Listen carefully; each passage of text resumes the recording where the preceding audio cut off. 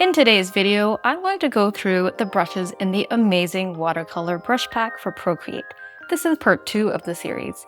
In part 1, we talked about the files that you get, how to use the paper texture, and also some basic tips to get started. Today, we're going to go into the brushes in depth. This is part 2. There will also be a part 3. If you're interested, please keep on watching. Hello and welcome to Color with Kendi. So as I mentioned, this is part 2, so I would suggest watching part 1 first and then come to this video. If you are interested in the set and you haven't yet purchased it, you can find a link in the description as well as the pinned comment. If you have the set, please open up the brush tutorial canvas so we can get started. Because this video is rather long and there are a number of brushes to get through, there are chapters and timestamps, so you can skip around if you'd like to. Okay, so I've opened up the brush tutorial canvas. This is what we covered last week. So let's open up the layers panel and let's turn off all the layers from the previous video from part 1. So we don't need those on.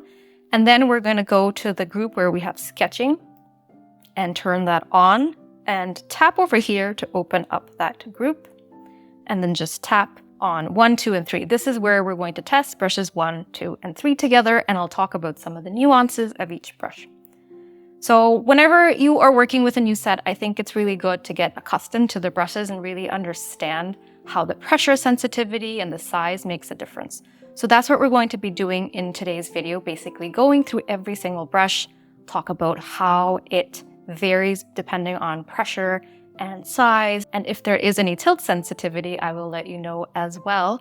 And I'll talk about what I would use the brush for, what the brush was designed for. So let's open up the first brush, which is the sketching pencil. Sketching pencil AW set, so Amazing Watercolor set. I have different sketching pencils in each set, depending on what works best with the rest of the brushes. So the sketching pencil is meant for sketching. You can also use it for details. So I'm going to pick a color that's kind of close to what pencil looks like, a really dark gray. So you can go to any hue you want, but maybe I'll go with blue hue and then go to a dark gray.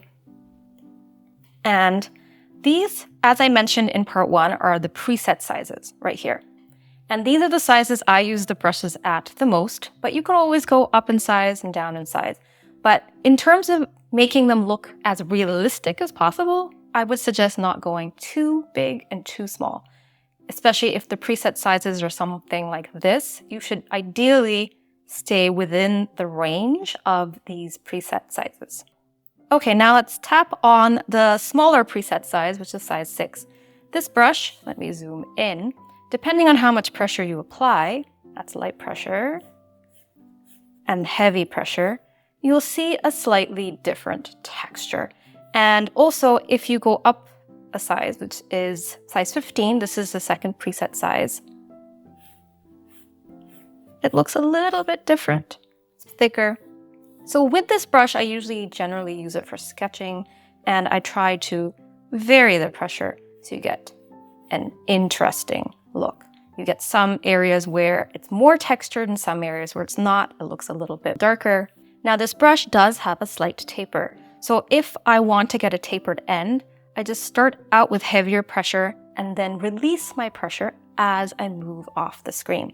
So you'll get an end that is slightly tapered. Now if I were to use the same amount of pressure throughout, I wouldn't get that tapered end. So to get a tapered end, just release the pressure as you move off of the screen. So that is the sketching pencil. Now let's talk about Tapered Detail Pencil A. So you can also sketch with this, but I really designed this for doing details. I love to do watercolor paintings and then add some details with a colored pencil. So that's kind of what this is for. So same concept, you can change the size and you'll see something that looks a little bit different. And depending on how much pressure you apply, your lines will look a little bit different. So light pressure, I'm gonna go up a size so you can see this. So that's light pressure. So as you can see, there's a lot of texture in this, which I kind of like when I'm adding details. I don't want the detail to look too blocky. And then if I want it to be heavier, all I need to do is apply more pressure. And this is far more pressure sensitive than this one. So you can really get thin and thick lines within the same stroke. depending on how much pressure you apply. So this is something that I would definitely use for details. So let's say you're making a flower and you want some details in the center of the flower. This is a nice pencil to do it because it adds a little bit of texture. Next, let's talk about Tapered Detail Pencil B.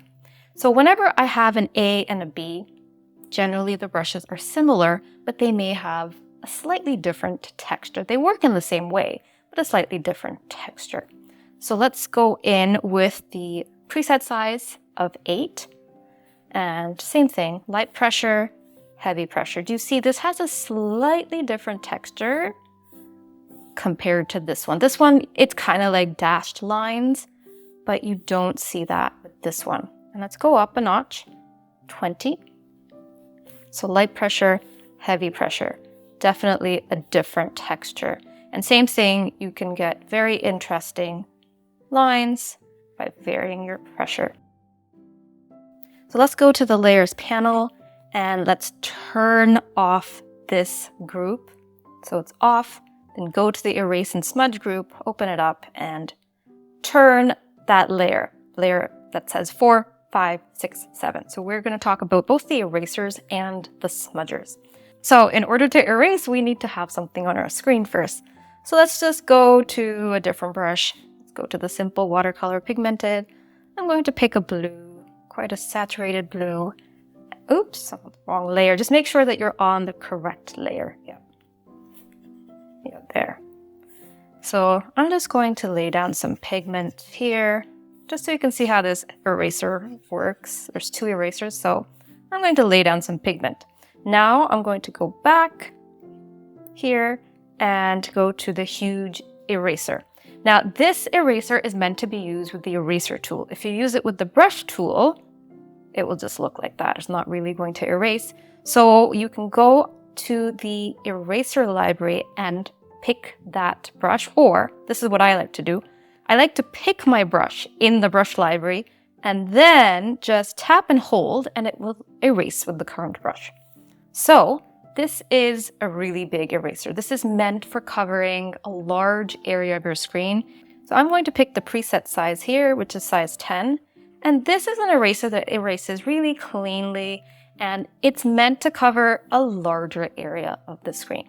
Now that we're in the eraser menu, let's go to brush number 5, which is the edge eraser. So I'm using the preset size of 25. So this is meant to erase edges with a subtle watercolor edge, like a subtle jagged edge. So you can zoom in and erase the edges. Do you see? I'm getting a subtle jagged edge. Now, if I use the huge eraser for this, and even if I went down in size and erased, do you see how that looks too clean? It doesn't look natural. That's what the edge eraser is for, to erase away the edges of your watercolor shapes, but help you retain that watercolor edge. And you can go up a size too and erase. It will look a little bit different. And you can also go into a shape and erase certain areas too. So it kind of looks like you used masking fluid. So that is the edge eraser. So now let's talk about the smudger. Smudger A and B, they're slightly different. So in order to show you how the smudgers work, let's lay down some pigment. So let's go to the brush library and go to the simple watercolor pigmented. And again, with the same color, I'm going to lay down some pigment here and also lay down some pigment here. But we need a second color because it doesn't make sense to just smudge one color. Let's get a second color.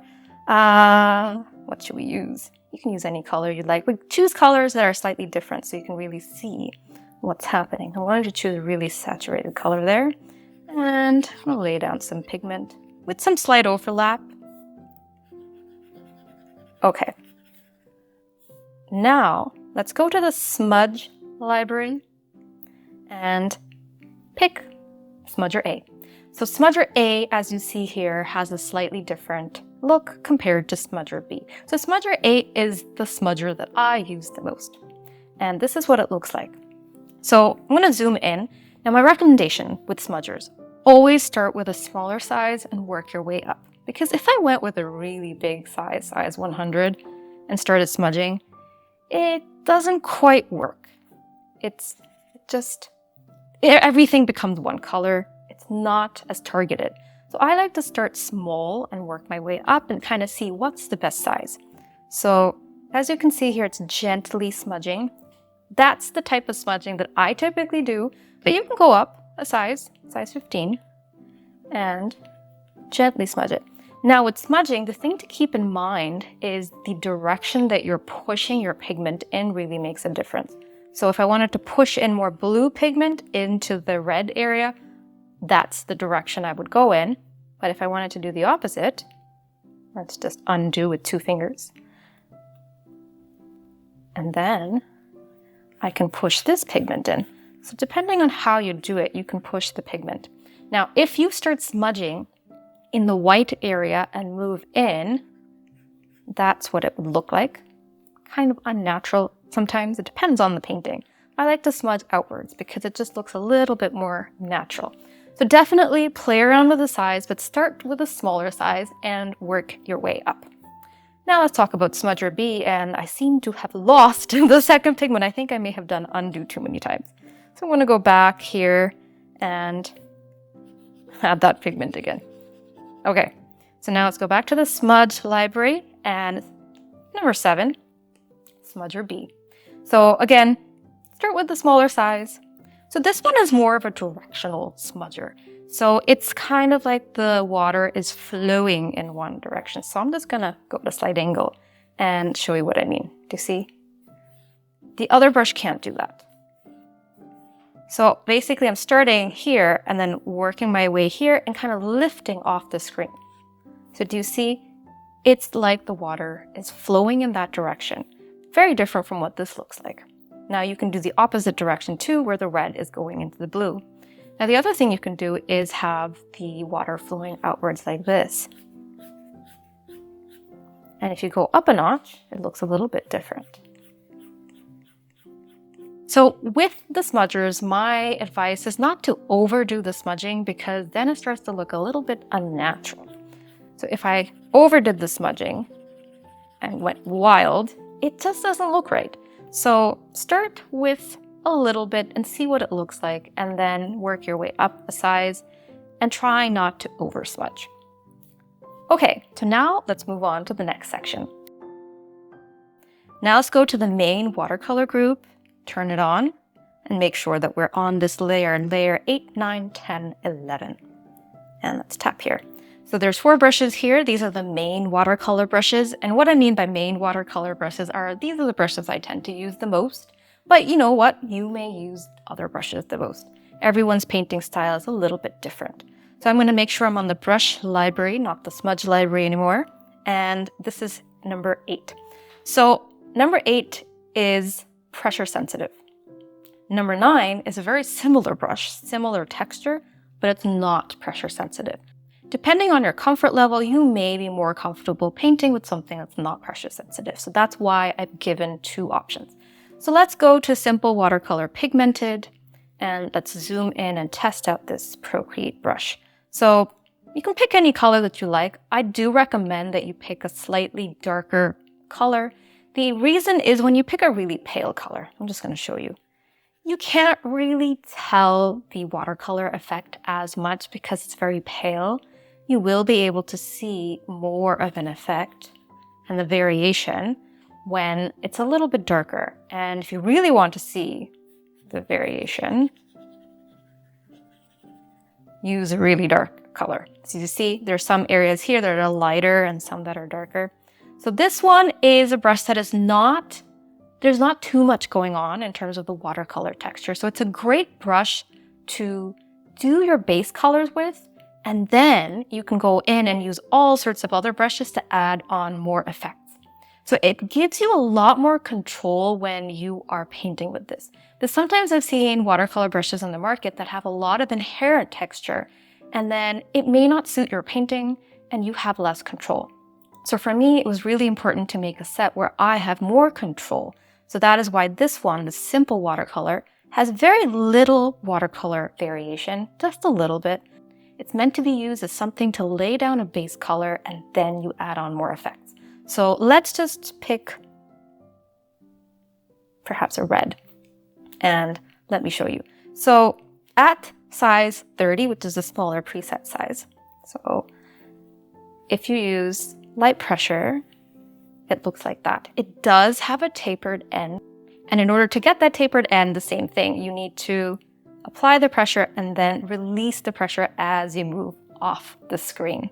Now, if I use heavy pressure throughout, that's what that brush would look like. Now, if I use light pressure, that's what it would look like. And I think this brush really shines when you're able to vary the pressure. And you can create leaf shapes with this just by varying the pressure. And if you just dot it by varying the pressure, that's kind of what it looks like. So basically, I would use this brush for laying down some base color for my shapes. And then what I can always do is go into the layers panel, create another layer on top, and make it a clipping mask. And now I can add all sorts of fun effects on top of it. So for example, I could go into one of the brushes here, which we will talk about a little bit more in part 3 of this video series. So this is a pigment bleed overlay, but I just wanted to show you. So I'm going to pick a dark color and I can just add color wherever I want. So this way I have a lot more control and I can make the output look exactly like what I have in mind. So we will talk more about that in part 3, but I just wanted to show you. Brush number 8 is meant to color a base shape and then add on more effects. Okay, so now let me go back to that layer 8, 9, 10, 11. And let's talk about simple watercolor, not pressure sensitive. So let's get back to that color that we had, that red. And go to brush number 9. Similar brush, it's just now, this brush is not pressure sensitive. No matter how much pressure I apply, it's not going to get any thicker. So sometimes when you struggle with pressure sensitivity, it's a lot easier to color in a shape with this brush. So it's really up to you. They are very similar. They're very similar edges and very similar textures. It's just this is not pressure sensitive. So sometimes this might be easier to color in, especially if you struggle with handling something that's very pressure sensitive. Okay, so now let's go to brush number 10, dark outline A, and then brush number 11, dark outline B. So as you can see here, this one does not have a very dark outline. These two do, so that's how they're a little bit different. And this kind of happens in traditional watercolor when the pigment starts to shift to the edges. Now, it's not everyone's cup of tea, so that's why I've created brush number 8. Sometimes you don't want those dark edges. So it really is up to you which one you prefer. I like to use them for different style of paintings. So let me show you dark outline A. Okay, so same color, or should we change the color? Maybe let's do the same color. So I'm going to make sure I'm on dark outline A. The same concept as the previous brush. It is pressure sensitive, so light pressure, heavy pressure. Do you see how there's that dark edge? And then you can vary the pressure, and that's what you get. If I make a shape with this, that's what it would look like. And if I go up a size, that dark edge becomes thicker. So sometimes I feel, depending on the painting, this might be too much. In that case, I would suggest painting with the smaller size. You still get, you still get that dark edge, but it's not as apparent. So again, it really depends on what you're looking for. Now let's go to brush number 11. So brush number 11, very similar, but it's a little more of a jagged edge. So same thing, light pressure, heavy pressure, and then if I vary the pressure, it looks like that. And it has more of a taper. Again, to get the taper, it's important to vary the pressure. So start out with heavy pressure and then release the pressure as you move off the screen. This is key because if you use the same amount of pressure throughout, it will look like that and not like that. So I would suggest that you do some exercises where you're really practicing brush control and varying the pressure. So as you can see, this one does have a dark edge, but it's far more jagged than that one. Let me just show you. So this is more jagged than this one. And if I go up a size, it's quite jagged. So again, depending on what you're trying to do, what your illustration requires, you may choose a different brush. And with these brushes, you can also layer on effects. So for example, I can go back to that clipping mask layer that we created earlier and paint in this layer so that what we paint in this layer only shows up on the shapes in the layer underneath. So I can go back to that color that I had chosen earlier and go back to that pigment bleed overlay, and I can layer on the color wherever I want it. Now, as you can see, the color that's showing up is quite faint because our shape underneath is quite transparent. Now, if for some reason this is not intense enough for you, you want the color that you're adding in your clipping mask to look a lot brighter and a lot more vibrant, there's a little trick that you can do. So what I would suggest is you go into your layers panel and go to the layer where you have painted your initial shapes and swipe to the left and duplicate it. And then go to the layer at the bottom. Now, we have duplicated it, but as you can see, we've lost that luminosity, that translucency of the base shapes. So we want to get rid of that problem. The way to do this is to make this layer white. And then join this white layer with this layer right here. And what will happen is that this layer here, where we have the base shapes, will no longer be as translucent. So anything that we add on, any of the colors we add on in our clipping mask, will look a lot more vibrant. So to change this to white, all you have to do is go to the adjustments panel, hue, saturation, brightness, max brightness, and then keep watching this area. What I'm going to do is I'm going to merge these two layers. So right now, this layer here, turn this one off for a second. This layer here is translucent. Now we're adding on a white layer that's also translucent, and by joining them, this becomes less translucent. So now the color that we added in our clipping mask is a little bit more apparent, and you can continue this step until you're happy. So I'm happy with this. That's enough of an intensity of color for me. But if that's not intense enough for you, you can repeat this step where you duplicate this and then make this layer less translucent.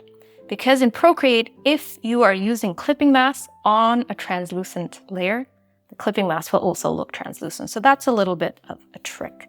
Okay, so now let's move on to the main watercolor brushes, part 2. Go to the layers panel, let's turn off this group, and let's go to this group here, main watercolor part 2, open the group and turn it on, and then tap here where it says 12, 13, and 14. Okay, so number 12, let's go to number 12. Here we are. So this is also a dark outline brush, not pressure sensitive. Very similar to this brush here, it's just it has a dark outline. So I'll go back to that red color that we had and show you. So maybe I'll go in with the mid-size, which is 45. And that's what that looks like. And if you create a shape with it, that's what it looks like. So it has a dark edge. Now, if you go up all the way to the largest size, you will see that the dark outline is far more apparent. Okay, so now let's move on to brush number 13. This is a charged watercolor A. So this is a brush that I would use in a similar way to create base shapes. This has a taper to it. And what I mean by charged, a charged brush has more pigment at the beginning of the stroke, and then as you move through the stroke, it has less pigment. So let me show you this with maybe a different color, just for fun. Let's go in with a different color. So I'm going in with the preset size of 15, and if I use light pressure, well, actually that was medium pressure. So if you can see this, this is a little bit darker. So it's almost as if there's a lot of pigment on your brush, and then when it hits the paper, it kind of stays there, and then it becomes a little bit more dilute. Oops, what did I do? Let's go back. So light pressure, you see, you can really see that with light pressure. That was medium pressure. With light pressure, you can tell that that is charged. And with heavy pressure, you don't see it as much. This can be used to fill in shapes. And depending on how you fill it in, you'll see areas that are a little bit darker and a little bit lighter.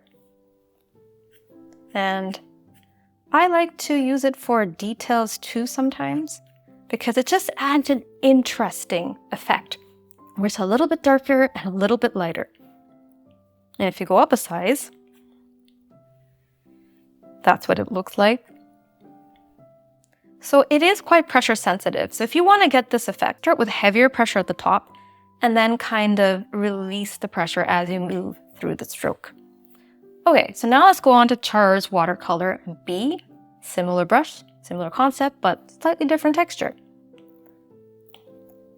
It looks quite similar here, but this one is far more tapered. So let me show you this. So medium pressure, that's what it looks like. Light pressure, you see, that's what it looks like. Heavy pressure. Heavy pressure, you're going to get a lot more pigment. So if you want this effect, this supercharged effect where it's a lot more pigment, and then it becomes lighter, so start with heavy pressure and then use lighter pressure as you move through the stroke. And also same thing with the taper, start with heavy pressure and then release the pressure as you move off the screen. And this brush, Char's Watercolor Brie, I actually really like for loose style floral. So let me show you. So I'm going to vary my pressure and just do a few strokes and lifting off the screen and just being kind of loose with it. And depending on how much pressure you apply, you will have some areas where there's more pigment, some areas with less pigment, and it just creates an interesting effect. I'll do this with a different color too, and show you. So it's really great for those loose florals, and it creates interesting color variation. Okay, so now let's move on to the next segment. So let's go to the layers panel and turn off this layer and go to the tapered watercolor and turn on the layers and then tap on layer 15, 16, 17. Okay, so these are tapered brushes. The other brushes are also tapered, but these have far more of a tapered effect. So that's why I put them in a separate group. And I recommend that you use these brushes after you have gained some experience with pressure control. Because if you don't have great pressure control, it is a little harder to use these brushes. So when I first started out in Procreate, it was a little harder for me to control my pencil.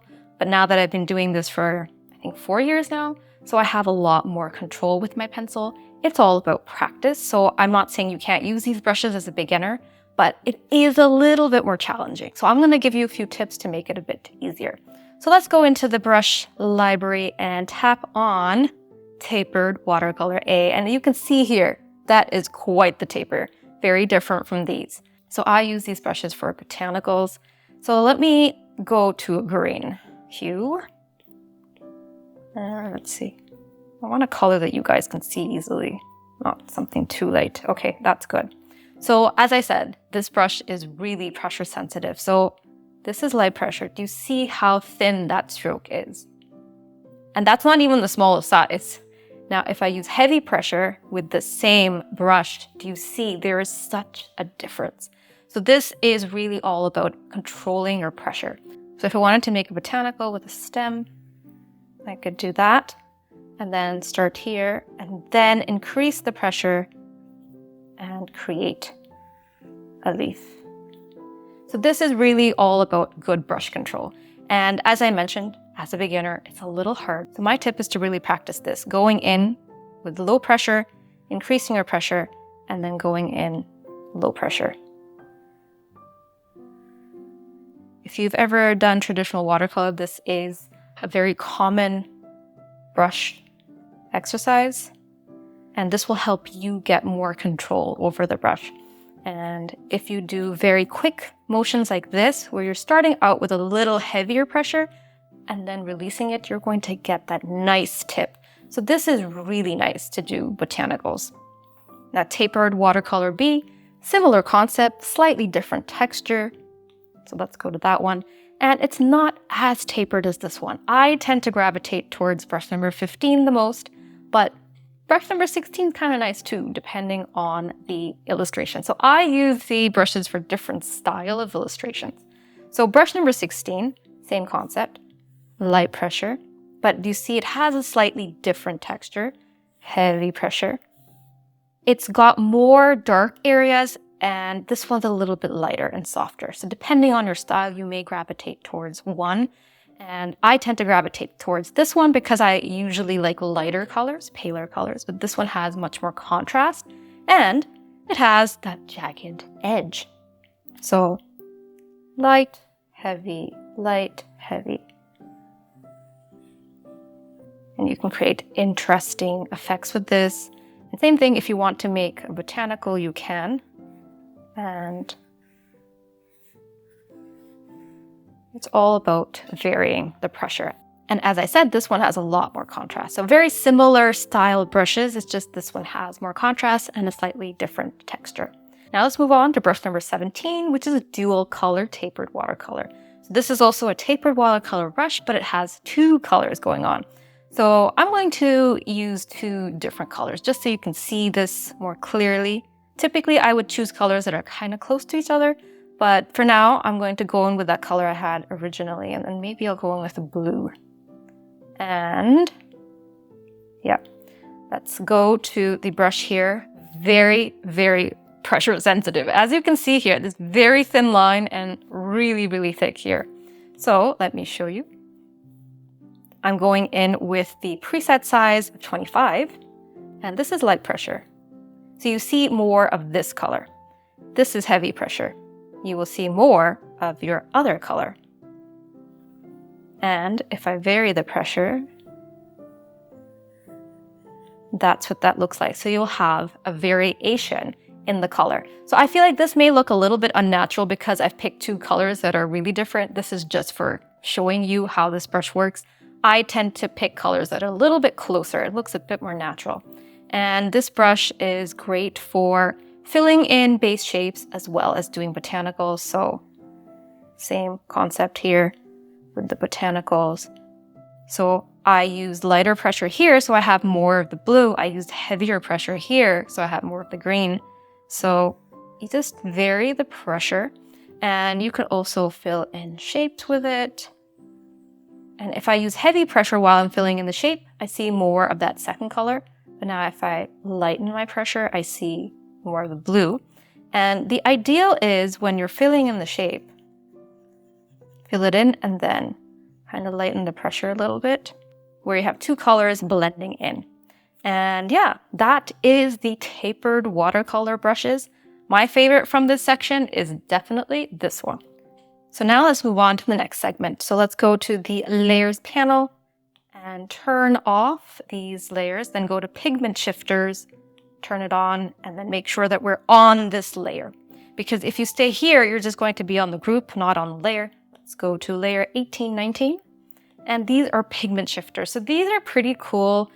It is something that you won't be using for all your paintings. This is kind of more useful for botanical paintings where you're repeating shapes and you want each shape to have a slightly different value.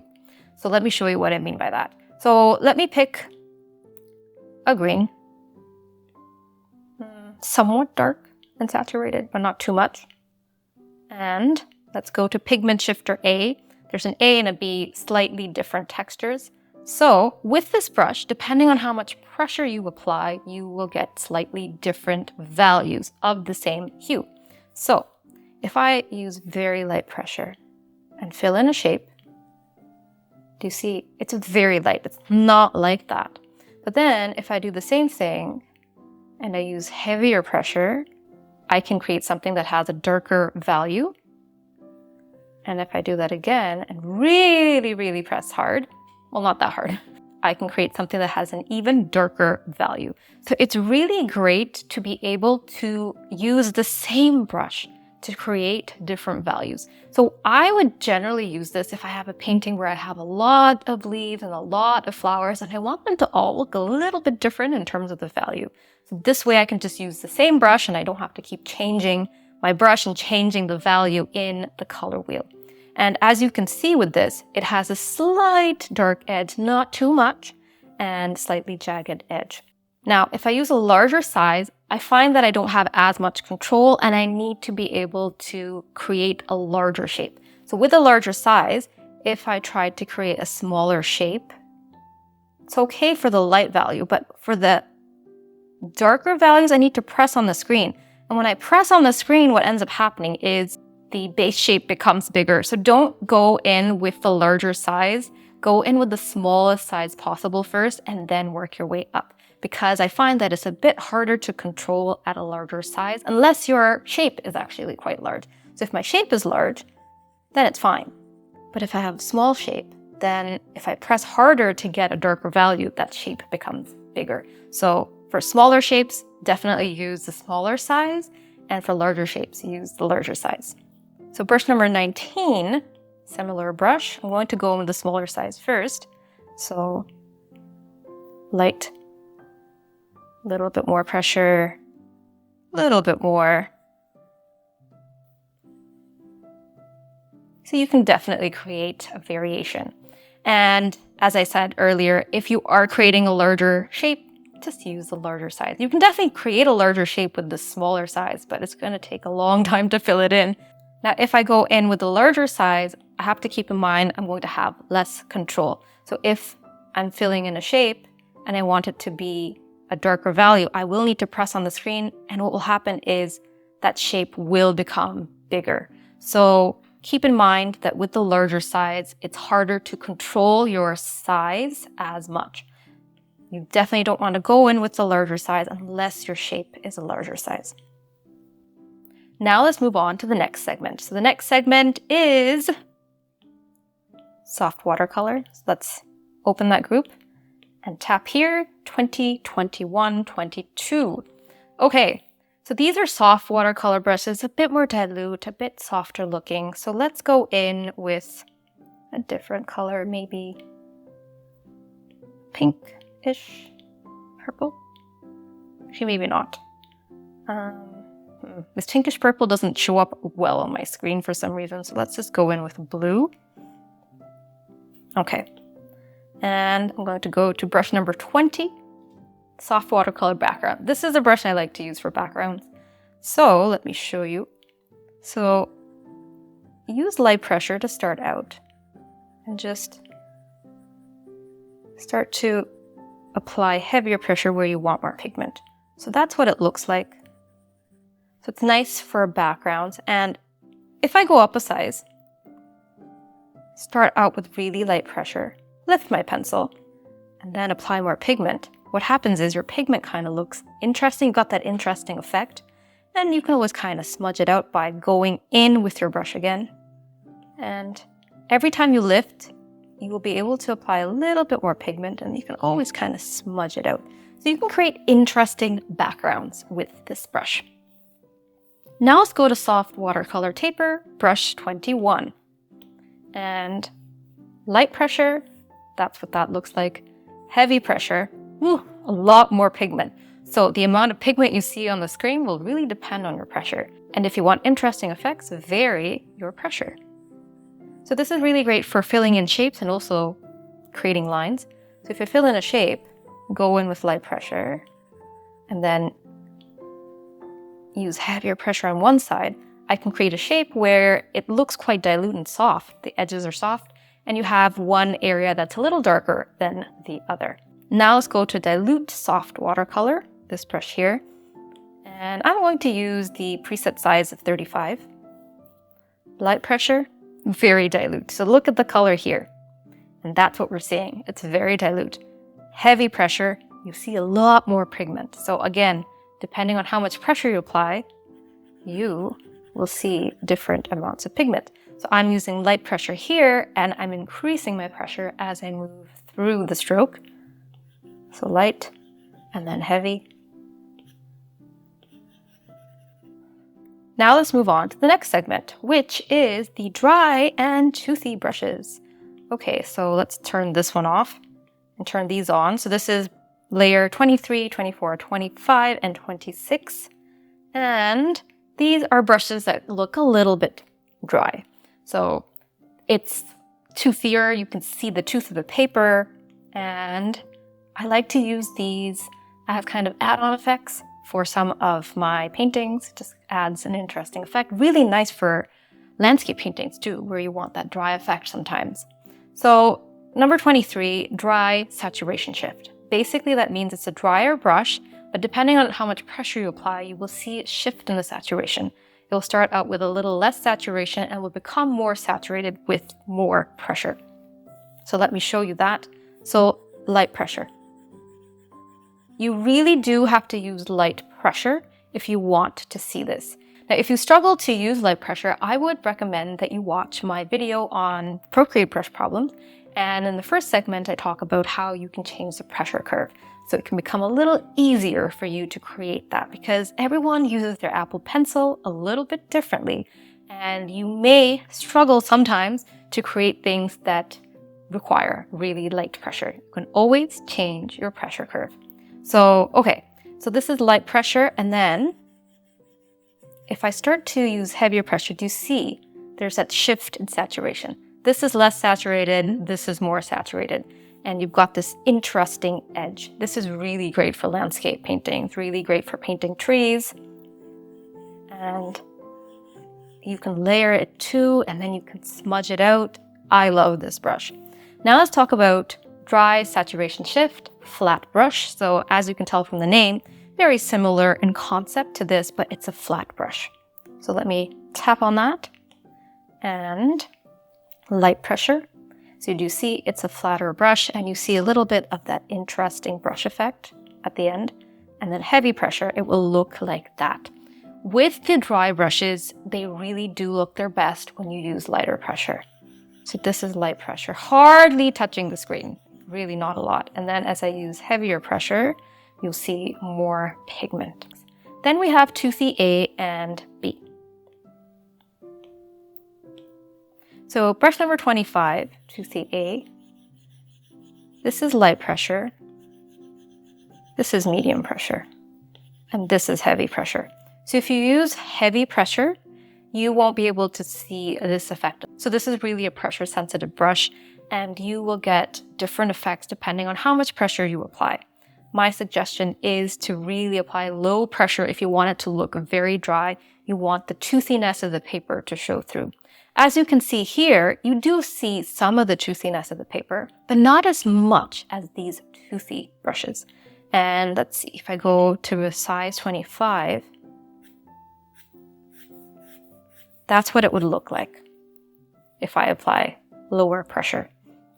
Now let's go to brush number 26, Toothy B. Similar concept, but this one is far more saturated than Toothy A. So let me show you. So I'm going to go in with the preset size of 4.